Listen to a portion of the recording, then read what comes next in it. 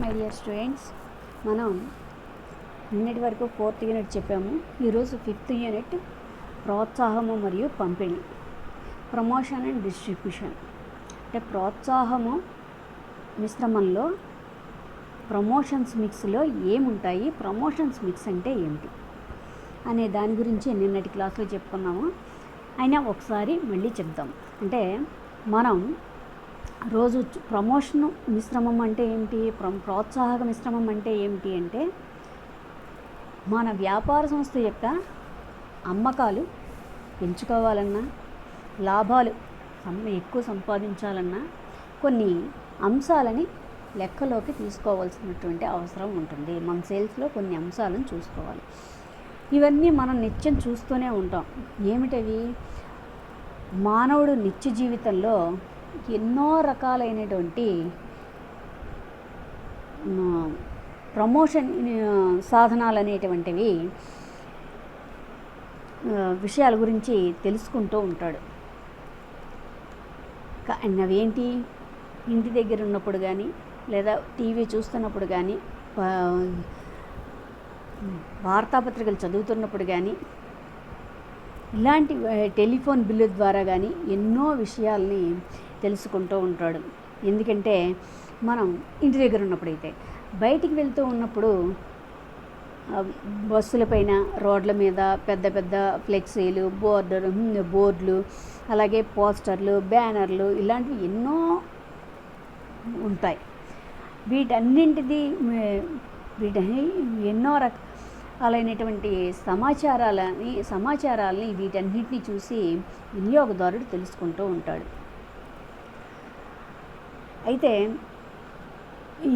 వీటన్నింటిలో company యొక్క ఒక నిర్దిష్టమైనటువంటి సమాచారం అనేటువంటిది అందులో కనబడుతుంది. కాబట్టి ముందుకు వెళ్ళే ముందు ప్రోత్సాహక మిశ్రమంలో, ప్రమోషన్ మిక్స్లో ముఖ్యంగా 4 అంశాలు ఉంటాయి. అవి ఒకటి ఏమిటి అంటే అడ్వర్టైజ్మెంట్లు, వ్యాపార ప్రకటనలు. 2 personal sellings. 3 sales promotions, sales mix, అమ్మకాల ప్రోత్సాహం. 4 సేల్స్ ప్రమోషన్స్. 4 పబ్లిసిటీ. దీనిని మనకి ఈ ప్రమోషన్ మిశ్రమంలో ఈ 4 పద్ధతుల అంటే వ్యాపార ప్రకటనలు, వ్యక్తిగత అమ్మకాలు, అమ్మకాల ప్రోత్సాహం, పబ్లిసిటీ ఇవన్నీ కలిసి ప్రోత్సాహక మిశ్రమాన్ని నిర్వచించాయి. ఏమని? అమెరికన్ మార్కెటింగ్ అసోసియేషన్ వారు నిర్వచనాల కమిటీ వాటిని వ్యాపార ప్రకటనలు అంటే ఏమిటి, వ్యక్తిగత అమ్మకాలు అంటే ఏమిటి, ప్రోత్సాహక మిశ్రమం అంటే ఏమిటి, అదేవిధంగా పబ్లిసిటీ అంటే ఏమిటి అనే విషయాల గురించి ఇది చెప్పింది. వ్యాపార ప్రకటనలు అంటే వస్తువులను, సేవలను లేదా మన ఆలోచన విధానాన్ని అభివృద్ధి చేయడానికి, దానికి ధర చెల్లించబడే సమాచార సాధనాల ద్వారా, ధర చెల్లించబడేటువంటి సమాచార సాధనాల ద్వారా ఒక స్పష్టమైనటువంటి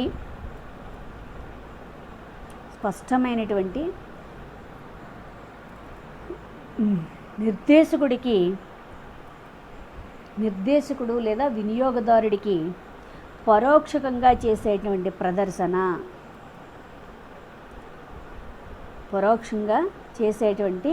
ప్రదర్శన ద్వారా మనం చెప్తున్నాం అని. అంటే దీనిలో ప్రచార సాధనాలైనటువంటి మ్యాగజైన్లు, వార్తాపత్రికలు, వాల్ పోస్టులు, టెలివిజన్లు ఇలాంటివి మొదలైనవి ఇందులో ఉంటాయి. ఇంకా పర్సనల్ సెల్లింగ్స్, వ్యక్తిగత అమ్మకాలు. అమ్మకాలని అభివృద్ధి చేయడానికి, మన సేల్స్ని డెవలప్ చేసుకోవడానికి వ్యాపార సంస్థలు ఎక్కువ మంది వినియోగదారులతో మౌఖిక సంభాషణ చేయటాన్ని వ్యక్తిగత అమ్మకాల ప్రక్రియగా మనం చెప్పచ్చు. వ్యక్తిగత అమ్మకాలుగా మనం చెప్పచ్చు. అయితే అమ్మకాల ప్రోత్సాహం అంటే ఏమిటి అంటే, అమ్మకాలను ఇంకా ప్రమోషన్స్, సేల్స్ని ఇంకా పెంచుకోవడానికి ఏం చెయ్యాలి అంటే, వ్యక్తిగత అమ్మకాలు, పబ్లిసిటీ, ప్రకటనలు కాకుండా వినియోగదారులు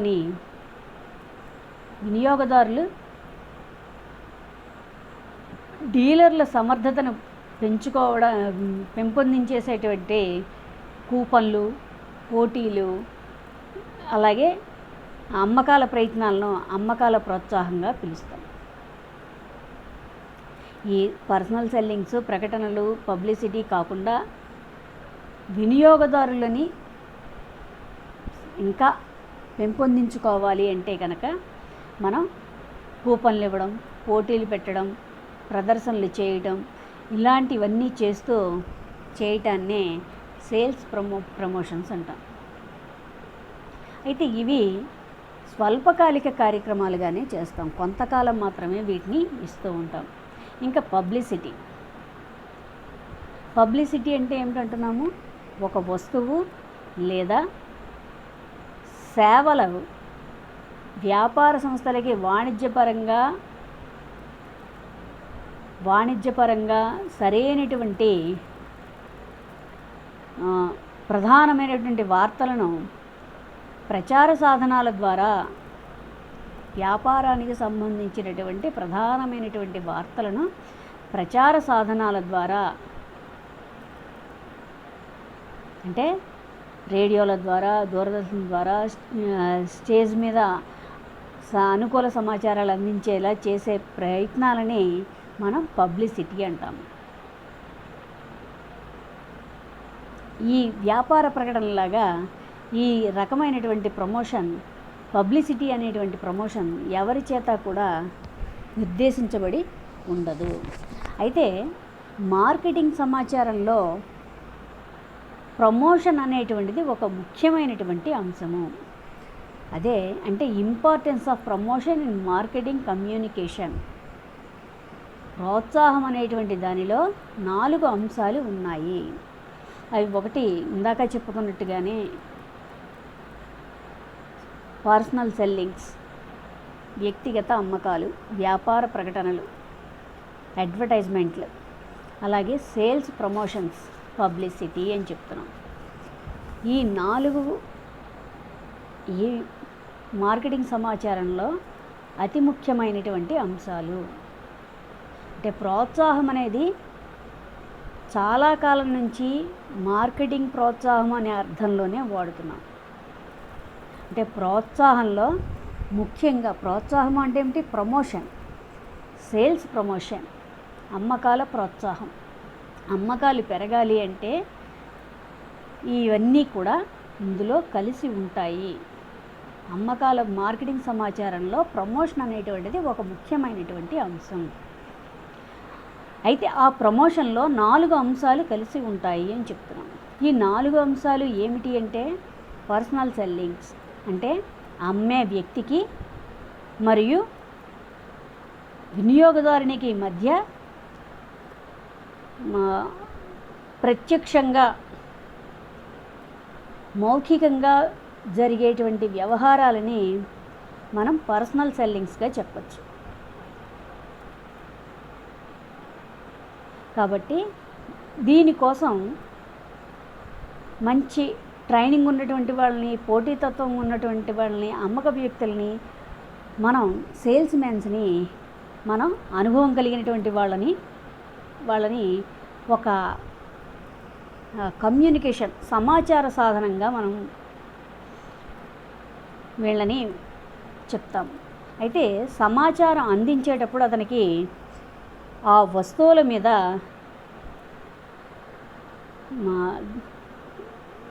వస్తువుల మీద తనకి అవగాహన ఉండాలి. అలాగే వినియోగదారులతో సంబంధం ఉండాలి. అలాగే ఆ వ్యక్తి ఈ పర్సనల్ వ్యక్తిగత అమ్మకాలు చేసేటప్పుడు నూతన వినియోగదారుడిగా కాకుండా ప్రస్తుత వినియోగదారుడిగా అతను ఆ సంస్థకి ఇంపార్టెన్స్ ఇస్తూ కంపెనీతో అతనికి గల సంబంధం, అతనికి గల మోటివేషను, ఆ వస్తువు యొక్క నాణ్యత, వాటి మొదలైన విషయాలన్నీ కూడా సమాచారం అందించేటువంటి వ్యక్తికి అందించే వ్యక్తిగా అతని యొక్క పాత్రని ఈ కారకాలన్నీ ప్రభావితం చేస్తాయి. కాబట్టి వస్తువులపై అమ్మకపు సిబ్బందికి సేల్స్ మ్యాన్లకి ఏముండాలి, వినియోగదారులకి సమాచారం అందించడానికి వాడికి విషయం తెలిసి ఉండాలి, దాని మీద అతనికి ఆసక్తి కూడా ఉండాలి. ఎందుకంటే ఆ వస్తువు గురించి పూర్తిగా వాడు వివరించినప్పుడే అది మనం ఈ పబ్లిసిటీ అనేటువంటిది, ఈ సమాచారం అనేటువంటిది వినియోగదారుడికి చేరుతుంది. కాబట్టి ఇది పర్సనల్ సెల్లింగ్ అనేటువంటి అప్పుడు సాంకేతిక వస్తువు గురించి వివరించవలసి వచ్చినప్పుడు అతను ఈ పద్ధతిని తప్పనిసరిగా ఉపయోగిస్తాడు. కాబట్టి వినియోగదారుడికి ఆ వస్తువుపై సరైనటువంటి జ్ఞానం లేనేటప్పుడు, ఆ వస్తువు గురించి వాడికి తెలియనేటప్పుడు, ఆ వస్తువు ఎలా ఉపయోగపడుతుందో తెలియనేటప్పుడు వాడు తెలుసుకోవడానికి ఇతర సిబ్బందుల మీద ఆధారపడుతూ ఉంటాడు. కాబట్టి పారిశ్రామిక వస్తువుల విషయంలో అమ్మకాల సిబ్బంది పాత్ర, సేల్స్ మ్యాన్ యొక్క పాత్ర చాలా ముఖ్యమైనటువంటిది. కాబట్టి అమ్మకాల సిబ్బంది వాటి లక్షణాలతో పాటు అమ్మకాల సమాచారం, అలాగే సేల్స్ ఏ విధంగా చేయాలి, అలాగే వ్యక్తిగత అమ్మకాల్లో ఒక ముఖ్యమైనటువంటి పాత్ర కలిగి ఉంటుంది. కాబట్టి అమ్మకాల సిబ్బందికి వస్తువు గురించి సాంకేతిక పరిజ్ఞానం ఉన్నప్పుడు వినియోగదారుడికి వచ్చేటువంటి సందేహాలని ఆ సేల్స్ మ్యాన్ తీర్చగలుగుతాడు. కాబట్టి అమ్మకాల యొక్క సందేశము, భాష, స్టైలు ఇవన్నీ కూడా ఆకర్షణీయంగా ఉంటేనే అమ్మకపు సిబ్బంది విజయం సాధిస్తారు. కాబట్టి పర్సనల్ సెల్లింగ్ అనేటువంటిది మార్కెట్ సమాచార సాధనంగా కొనుగోలు ప్రక్రియలో ప్రారంభ దశలో, అంటే స్టార్టింగ్లో సమర్థవంతంగా ఉంటే ఆ తర్వాత వ్యాపార ప్రకటనలు, మనం ఇచ్చేటువంటి ప్రకటనలు అవి విజయవంతమవుతాయి. కాబట్టి వ్యక్తిగత అమ్మకాలు సమాచార సాధనంగా విజయవంతం కావాలంటే ఇతర ప్రచార సాధనాలను కూడా ఉపయోగించవలసినటువంటి అవసరం ఎంతైనా ఉంది. కాబట్టి అర్థమవుతుందమ్మా, మొత్తం మార్కెటింగ్ కార్యక్రమంలో వ్యక్తిగత అమ్మకం యొక్క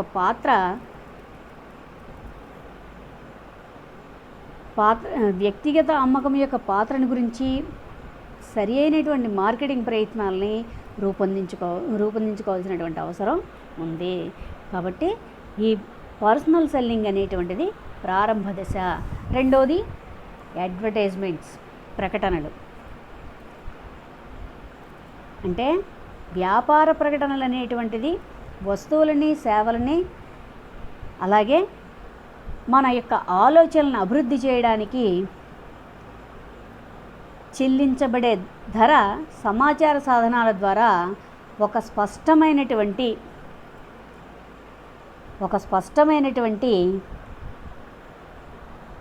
నిర్దేశకుడు పరోక్షంగా చేసేటువంటి ప్రదర్శన, చెప్పేటువంటి వాడు పరోక్షంగా చేసేటువంటి ప్రదర్శననే వ్యాపార ప్రకటనలు అంటాం. మనం పేపర్లో యాడ్లు అవి చూస్తూ ఉంటాం కదండి. ఇది ఏ విధంగా ఈ ప్రకటనలు ఏ విధంగా ఇస్తారు అంటే, దీనికి ధర చెల్లించేది మరియు ఏ వ్యాపార ప్రకటన కూడా ఉచితంగా ఇవ్వరు. అలాగే వ్యక్తిగతం కానీ ప్రదర్శన ద్వారా వ్యాపార ప్రకటనలో కంపెనీలు ఉండవు. అంటే మోడల్స్ ప్రజలు ఉంటారు. ఏ మోడలు ఎవరిస్తున్నారు అనేది. అలాగే వ్యాపార ప్రకటనలు ఏ విధంగా ఉంటాయి అంటే, వ్యాపార ప్రకటనలు ఉండేటువంటి లక్షణాలు ఏమిటి అంటే, వస్తువులు, సేవలు, ఆలోచనలు, ప్రజలు. ఇవన్నీ ప్రకటనలు ఎందుకు ఇస్తాము? ప్రజలకు చేరువివ్వాలనే. అలాగే ప్రధాన వ్యాపార ప్రకటన నిర్ణయాలను,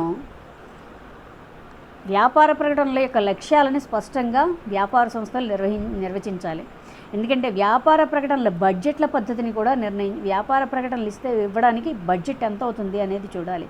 అలాగే వ్యాపార ప్రకటన ఒక కాపీని రూపొందించుకోవాలి. అలాగే మనం ఈ వ్యాపారానికి సంబంధించి అడ్వర్టైజ్మెంట్ చెయ్యాలి అంటే ఏ మాధ్యమం ద్వారా మనం అడ్వర్టైజ్మెంట్స్ ఇవ్వాలి అనే దాన్ని సెలెక్ట్ చేసుకోవాలి. అలాగే వ్యాపార ప్రకటనల యొక్క కాపీని ప్రణాళికీకరించి షెడ్యూల్ తయారు చేసుకోవాలి. అంటే ఎప్పటి నుంచి ఎప్పటి వరకు ఇవ్వాలి, ఎలా ఇవ్వాలి, దానికి ఒక కాపీని రెడీ చేసుకోవాలి. అలాగే వ్యాపార ప్రకటనల ఏజెన్సీని ఒక విభాగాన్ని, ఏజెన్సీ అంటే ఏదో ఒక వ్యాపార పత్రికలనో లేకపోతే టీవీలనో లేకపోతే దేన్నో ఒక దానిని, ఒక ఏజెన్సీని సెలెక్ట్ చేసుకోవాలి. అప్పుడు వ్యాపార ప్రకటనల యొక్క సమర్థతని కొలవాలి. ఇది వ్యాపార ప్రకటనలు. అంటే వ్యాపార ప్రకటనలు చేస్తే వస్తువులను, సేవలను, ఆలోచనలను అభివృద్ధి చేసుకోవడానికి చెల్లించబడే సమాచార సాధనాల ద్వారా ఒక స్పష్టమైనటువంటి నిర్దేశకుడు పరోక్షంగా చేసేటువంటి ప్రదర్శనే వ్యాపార ప్రకటనలు అంటాము.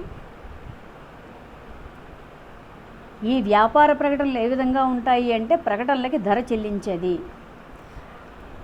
ఏ వ్యాపార ప్రకటన కూడా ఉచితంగా అనేది చెయ్యరు. ఖాళీగా కూర్చొని మనం ప్రకటనలు ఇస్తామా? ఇవ్వం. దానివల్ల మనకు ఉపయోగం ఉండాలి. అలాగే వ్యాపార ప్రకటనలో వ్యక్తిగతం కాని ప్రదర్శనల ద్వారా వ్యాపార ప్రకటనలో కంపెనీలు ఉండవు. అంటే మోడల్స్, ప్రజలు వీళ్ళు ఉంటారు. ఇంకా వ్యాపార ప్రకటనలు వస్తువులు, సేవలు, ఆలోచనలు. వ్యాపార ప్రకటనలో వస్తువులు, వాళ్ళు అందించేటువంటి సేవలు, వాళ్ళ యొక్క ఆలోచనలు, ప్రజలు ఉంటారు. అలాగే ఎవరైతే నిర్దేశిస్తున్నారో వాడు గుర్తించబడతాడు.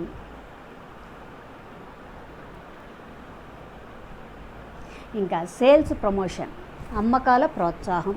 అమ్మకాల ప్రోత్సాహం అంటే ఏంటి? వ్యాపార ప్రకటనలు వ్యక్తిగత అమ్మకాలు, పబ్లిసిటీ కానీ అమ్మకాల ప్రోత్సాహంగా చెప్తాం. వ్యాపార ప్రకటనలు కానీ, పబ్లిసిటీ, పర్సనల్ సెల్లింగ్స్ కానీ, పబ్లిసిటీ కానీ, ఇవేవి కాని వాటిని సేల్స్ ప్రమోషన్స్గా చెప్తాం. అంటే అమ్మకాల ప్రోత్సాహంలో బహుమతులు, కూపన్లు, పోటీలు మొదలైనవి ఉంటాయి. అంటే సేల్స్ మనం పెంచుకోవాలి అంటే వ్యాపార సంస్థలు ఏమిస్తారు మనకి?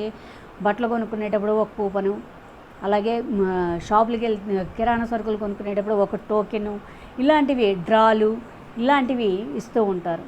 కాబట్టి అమ్మకాల ప్రోత్సాహ కార్యకలాపాలను ప్రణాళికలు చేసుకోవాల్సినటువంటి అవసరం ఉంది. కాబట్టి అమ్మకాల ప్రోత్సాహ కార్యకలాపాలను మనం సేల్స్ ప్రమోషన్స్లు చెప్పాము. దానిలో అమ్మకాల ప్రోత్సాహం యొక్క లక్ష్యాలని గుర్తించుకోవాలి. అలాగే కొన్ని గ్రూపులని సెలెక్ట్ చేసుకోవాలి. వినియోగదారులకు ఇవ్వాలా కూపన్లు, సేల్స్ ప్రమోషన్స్కి ఇవ్వాలా లేదా డీలర్లకు ఇవ్వాలా? అలాగా కొన్ని గ్రూపుల్ని సెలెక్ట్ చేసుకోవాలి. అలాగే వీళ్ళు ప్రోత్సాహక సాధనాలని కూడా సెలెక్ట్ చేసుకోవాలి. దానికి వీటికి సరైనటువంటి ప్రోత్సాహక సాధనాలని కూడా, అమ్మకాల ప్రోత్సాహక సేల్స్ ప్రమోషన్స్ యొక్క సాధనాలని కూడా ఎంపిక చేసుకోవాలి. అదేవిధంగా వాళ్ళ యొక్క కార్యకలాపాల యొక్క ప్రణాళికలను తయారు చేయాలి.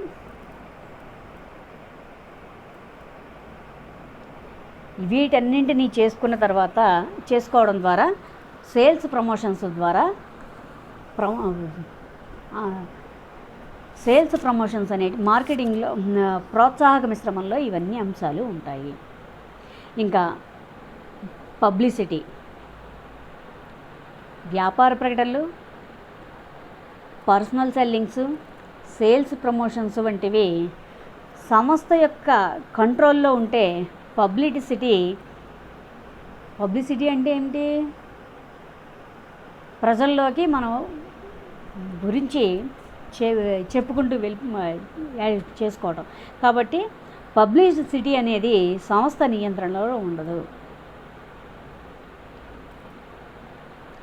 అంటే దీని పబ్లిసిటీ యొక్క ప్రధానమైనటువంటి లక్షణం ఏమిటి అంటే, ఎవరి చేత అయితే గుర్తించబడిన నిర్దేశకుడి ద్వారా ఇది చెల్లించబడదు. అంటే సంస్థలు తమ పబ్లిసిటీని జాగ్రత్తగా ప్లాన్ చేసుకోవాలి.